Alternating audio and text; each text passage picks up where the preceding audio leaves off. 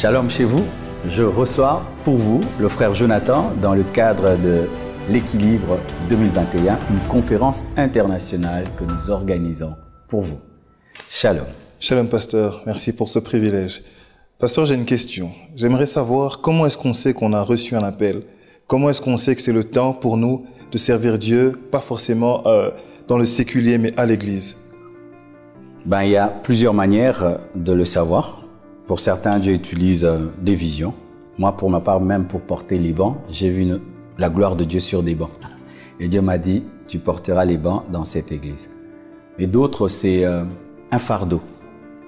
Tu te rends compte qu'il y a quelque chose qui ne se fait pas bien dans l'église. Parce que ce qui nous énerve révèle aussi notre appel. Des fois aussi un potentiel. Tu sens que tu as la solution à un problème dans l'église. Des fois aussi, c'est une prophétie qu'on peut recevoir, soit soi-même, soit au travers d'un serviteur de Dieu, d'un enfant de Dieu. Des fois, c'est dans un songe.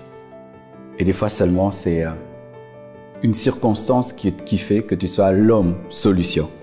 Et que Dieu révèle qu'il t'avait oint pour ça. Donc, il y a plusieurs manières de le savoir, mais il y a toujours quelque chose, c'est que Dieu donne le fardeau. Dieu n'appelle aucun homme sans le fardeau.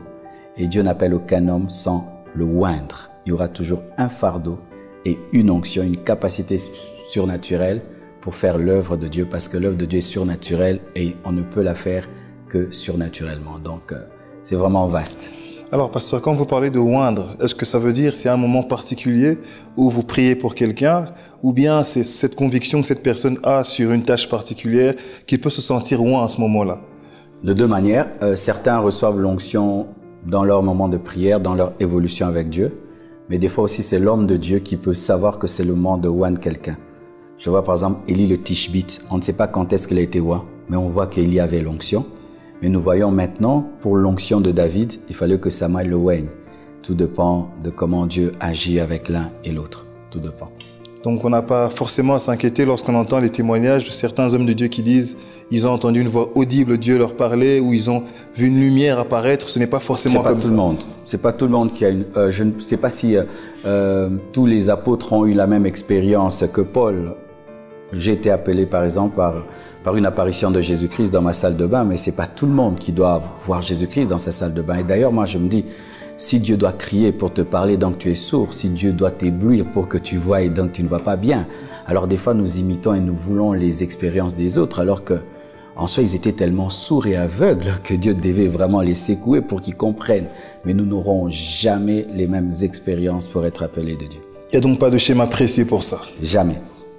Moïse était appelé au travers d'un buisson ardent, mais Josué, c'était en étant proche de Moïse, et Dieu a parlé à Moïse pour Josué. Mais pour Moïse, Dieu lui a parlé directement. Mais il faut être sûr que c'est Dieu qui t'a appelé.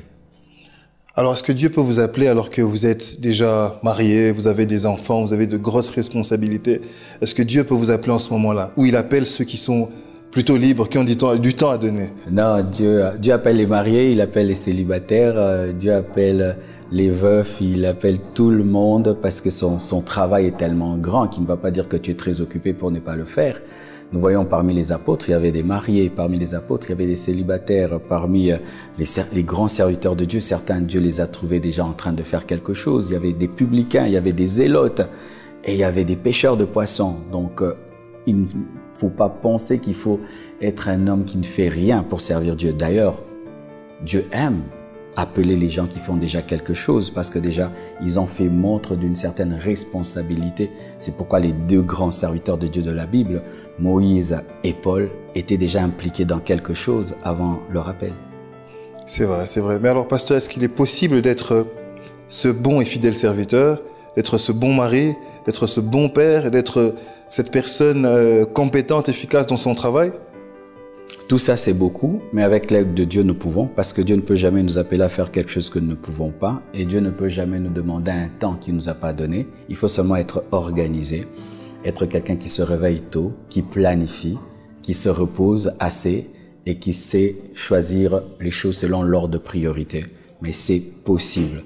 Mais des fois aussi, il faut prendre des vacances, se reposer pendant un mois. Même Jésus-Christ dormait dans la barque. Mais c'est possible. Mais il faut être un équilibriste, un bon jongleur et tout planifier avec l'aide du Saint-Esprit. Donc il faut apprendre à faire de l'équilibre dans tout ça.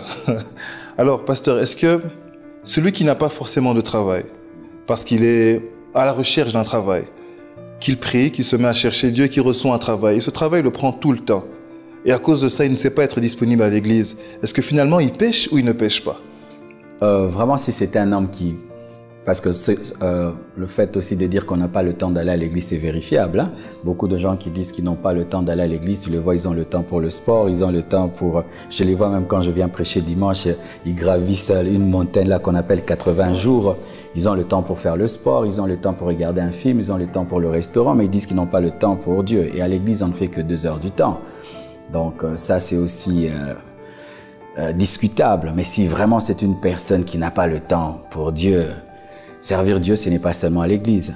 Tu peux évangéliser dans ton lieu de travail, tu peux évangéliser tes amis, tes enfants. On ne sert pas Dieu qu'à l'église. C'est pourquoi j'ai prêché, je crois il y a 2-3 jours, il faut dire je sers Dieu en tant qu'avocat, je sers Dieu en tant que médecin, je sers Dieu en tant que PDG, parce que l'œuvre de Dieu ne se limite pas aux 4 murs de l'église.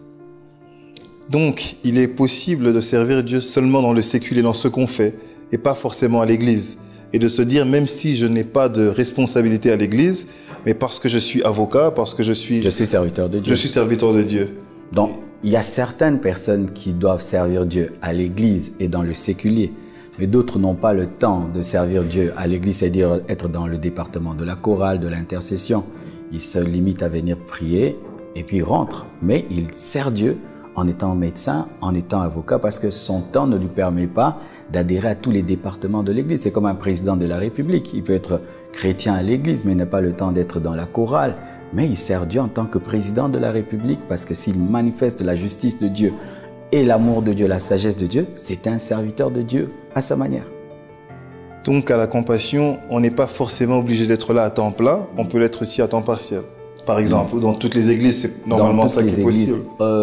Moi d'ailleurs, c'est que j'ai compris que c'est que l'Église grandit avec des laïcs qui ont le temps pour Dieu, qu'avoir beaucoup de personnes à temps plein, ça crée des problèmes parce que la plupart des temps, même ceux qui disent être à plein temps ne le sont pas.